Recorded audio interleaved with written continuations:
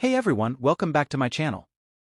In today's foreign policy deep dive, we're going to analyze how France has responded to the latest flare-up of violence in Gaza between Israel and Palestinian militant groups like Hamas. France has been vocal in calling for an immediate ceasefire and humanitarian access to Gaza. But what's driving this French pressure campaign? Are they really key players here or just making noise on the sidelines? In this video, we'll explore France's complex relationship with Israel and the Palestinians, their strategic interests in the Middle East, domestic political calculations, and how much influence France really wields over the key players in this conflict. There's a lot to unpack here, so make sure to stick around until the end. Let's get into it. France's ties to Israel. France was actually one of the midwives of Israel's birth. They supported the creation of Israel way back in 1948. But the honeymoon stage didn't last long. Over the decades, France has often criticized Israeli policies towards Palestinians. Yet France remains a major arms supplier to Israel. Rafale fighter jets, missile boats, and tanks used by Israel come from France.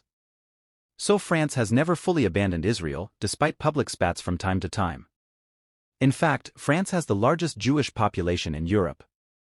And vocal Jewish organizations in France actively lobby the government to support Israel. The Israel-France relationship status, it's complicated. France and the Palestinians? Meanwhile, France also has ties with Palestinian leaders. France gives aid to the Palestinian Authority. And France has millions of Arab and Muslim citizens who sympathize with the Palestinian cause.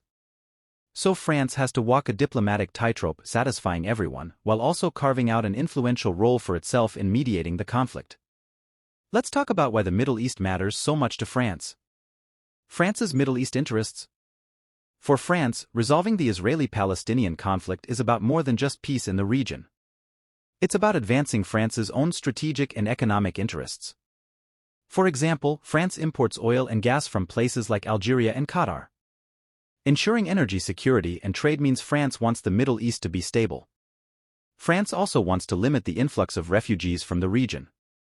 It sees ending the conflict as key to reducing extremism and refugees' flows. In recent years, France has tried to raise its diplomatic profile in the Middle East. It sees itself as an independent broker that can talk to all sides. Resolving or at least managing the conflict would be a huge prestige win for France. Election time pressure. Another factor is that French President Emmanuel Macron faces re-election next year. He wants to appeal to left-wing voters sympathetic to Palestinians as well as Jewish voters closely following Israel's security. That's why France uses humanitarian language around Gaza. This resonates across the political spectrum.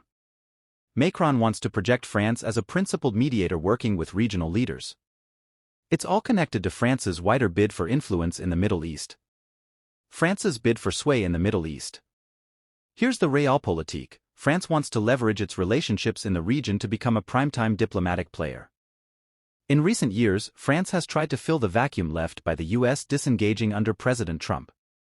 It sees an opportunity here.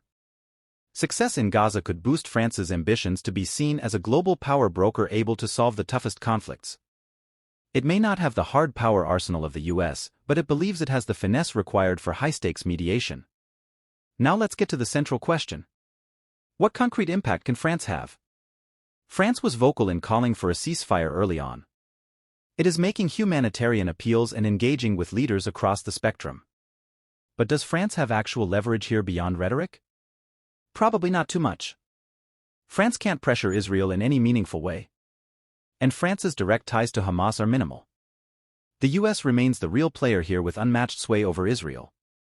Without US backing, there are limits to France's influence. The tragic reality is that violence likely continues in Gaza despite French entreaties for peace.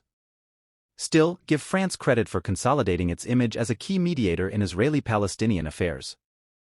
It has secured its place at the table whenever real breakthroughs might come. The takeaway. So in this complex conflict, France has its own interests and considerations. Its policy is driven by a mix of strategic priorities, domestic politics, and prestige. Yet France alone likely lacks the power to compel restraint or a ceasefire. For now, the violence rages on despite French calls for cooler heads to prevail. But by consistently engaging all parties, France remains well positioned to help shape any potential long-term resolution of the Israeli-Palestinian conflict. It has become a permanent fixture in Middle East diplomacy.